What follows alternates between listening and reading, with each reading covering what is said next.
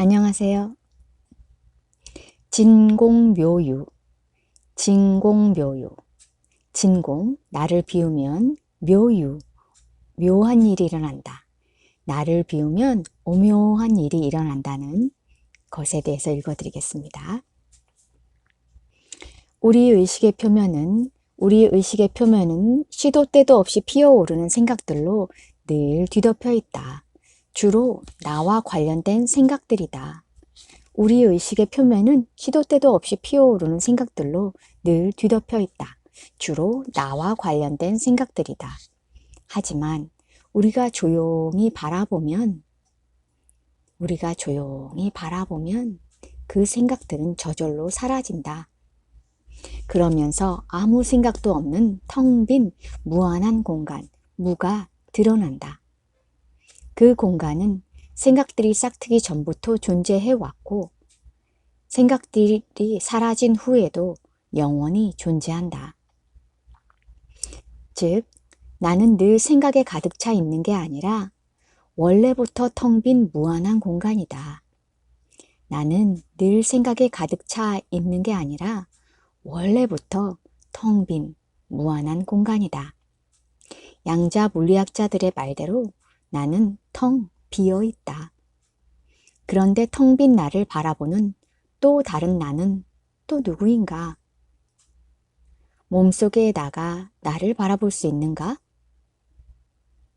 그건 몸 밖의 나이다. 몸 밖에 있는 나도 텅 비어 있다. 어떤 방법으로 보든 진정한 나는 텅 비어 있다는 사실이 다시 한번 생생하게 입증된다.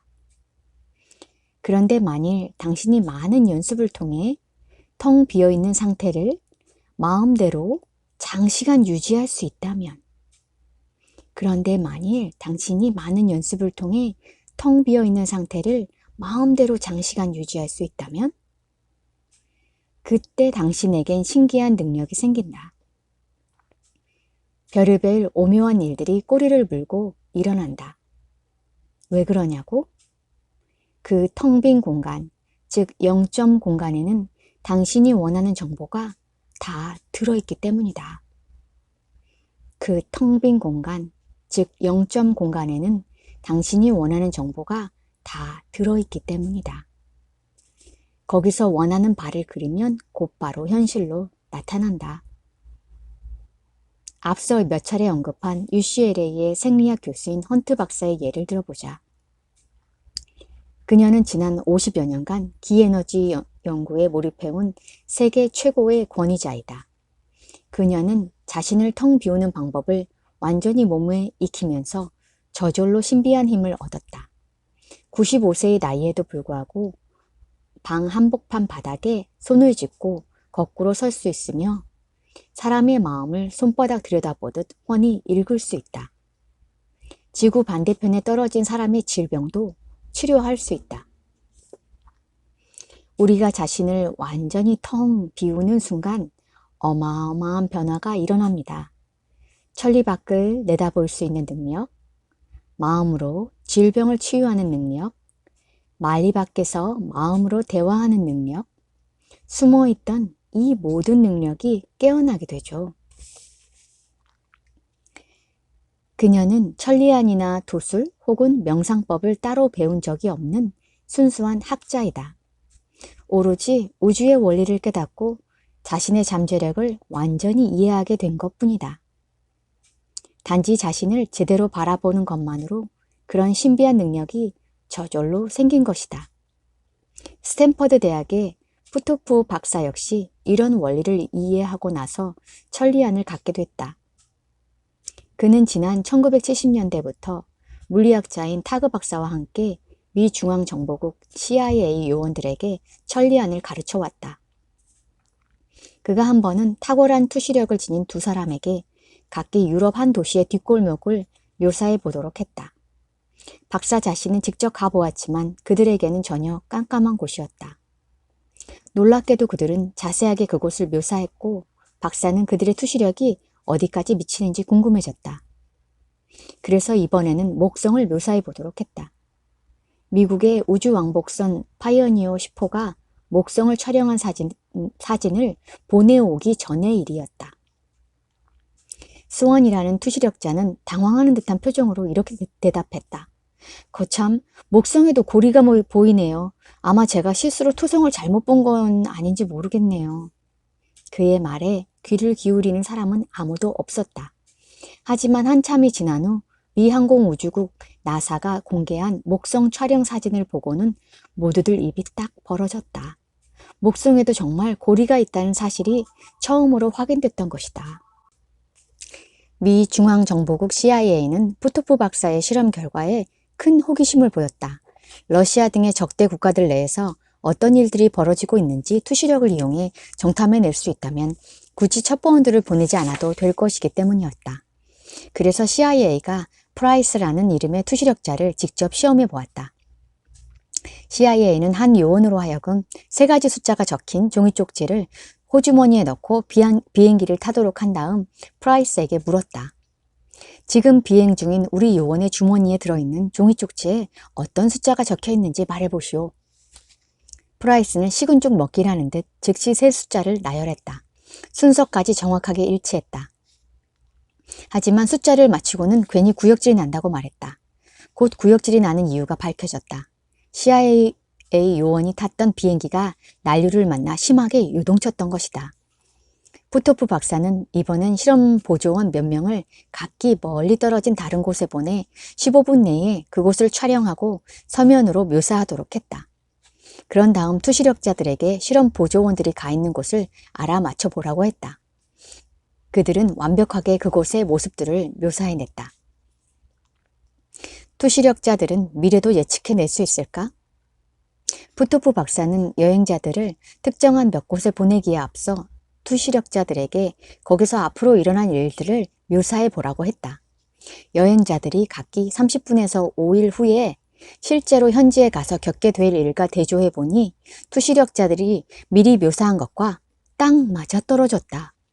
여행자들이 채 도착하기도 훨씬 전에 투시력자들은 거기서 벌어질 일들을 훤히 내다보고 있었던 것이다. 푸토프 박사는 투시력자들을 대상으로 모두 336차례에 걸친 실험을 실시했지만 시간과 공간에 상관없이 결과는 거의 예외 없이 일치했다. 프린스턴 대학 교수였던 라딘 박사나 캘리포니아 대학의 타그 박사 등도 역시 사람의 마음을 읽거나 만리 밖을 내다보는 능력을 갖고 있다. 이들이 산속에 들어가 수십 년간 돌을 닦아서가 아니다. 육신의 생각을 완전히 비우고 관찰자의 깊은 눈으로 바라보면 반드시 모든 게 훤히 보이게 된다는 원리를 뚫고 있기 때문이다. 육신의 생각을 완전히 비우고 관찰자의 깊은 눈으로 바라보면 반드시 모든 게 훤히 보이게 된다는 원리를 꿰고 있기 때문이다. 불교의 고승들은 이미 수천 년 전 생각을 텅 비우면 오묘한 일들이 일어난다는 사실을 깨닫고 진공묘유라고 불렀다. 수천 년 전 인도의 파탄잘리도 마음속의 잔물결을 잠재우면 모든 기적이 일어난다고 했다. 마음속의 잔물결을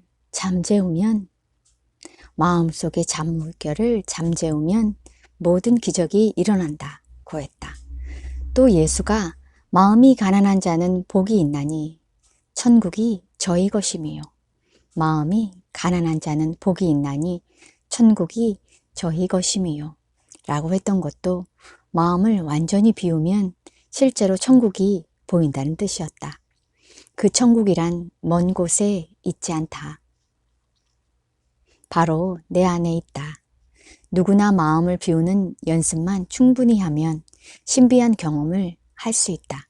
누구나 마음을 비우는 연습을 충분히 하면 신비한 경험을 할 수 있다. 이번엔 보통 사람들의 사례를 들어보자. 한 여중생이 안대로 눈을 가린 채 당신 앞에 서 있다. 당신은 종이에 아무도 모르게 어떤 글자를 적어 봉투에 집어넣은 뒤 그 여중생에게 건넨다. 봉투 안에 어떤 글자가 들어있는지 알아맞혀 보세요.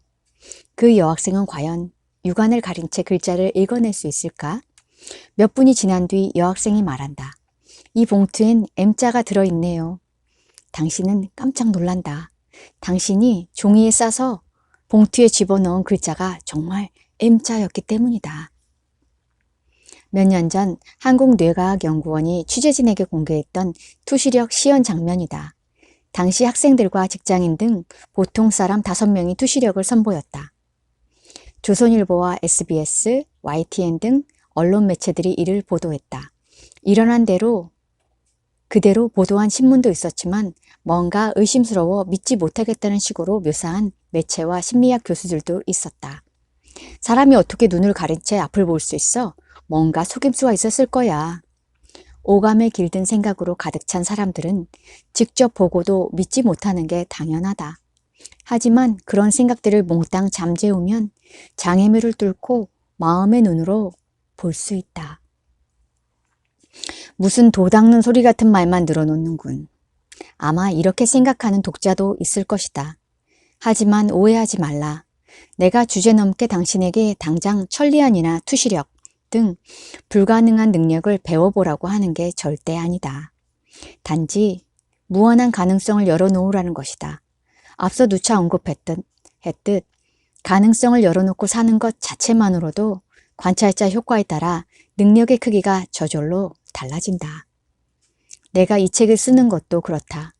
만일 내가 예전처럼 비좁은 나의 감옥에 갇혀 난 뜬구름 같은 얘기는 안 믿어 하고 가능성의 문을 철컥 닫아버렸다면 이런 책을 쓰기는커녕 여전히 고통 속에 허우적거리며 살고 있을 것이다.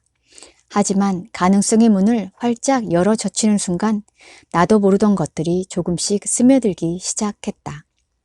사람들의 99.9%는 지능이나 능력, 한계가 되게 비슷하다. 그런데 0.1%도 안 되는 사람들은 보통 사람들보다 저 멀리 앞서 있다. 선천적으로 능력을 타고난 게 아니다.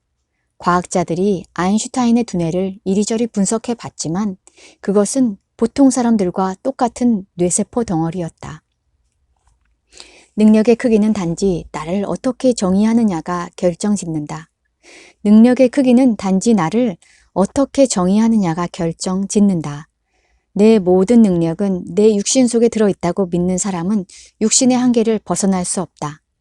반면 나는 우주만큼 무한한 존재라고 바라보면 능력도 무한하게 쏟아져 나온다. 단순한 시각의 차이로 인생이 갈린다. 단순한 시각의 차이로 인생이 갈린다. 단순한 시각의 차이로 인생이 갈린다. 육신과 영혼은 늘 숨바꼭질한다. 육신이 눈을 뜨면 영혼이 잠들고 영혼이 눈을 뜨면 육신이 잠든다. 그래서 돈과 권력, 명예 등 육신의 욕망에 집착하면 영혼이 눈멀고 영혼의 실체를 깨달으면 그런 욕망에서 저절로 멀어진다. 동시에 두 가지로 바라볼 수는 없다. 상보성의 원리 때문이다. 인생을 사는 방법은 두 가지다. 인생을 사는 방법은 두 가지다. 하나는 아무 기적도 없는 것처럼 사는 것이요. 다른 하나는 모든 게 기적인 것처럼 사는 것이다. 아인슈타인의 말 속에 진리가 담겨 있다.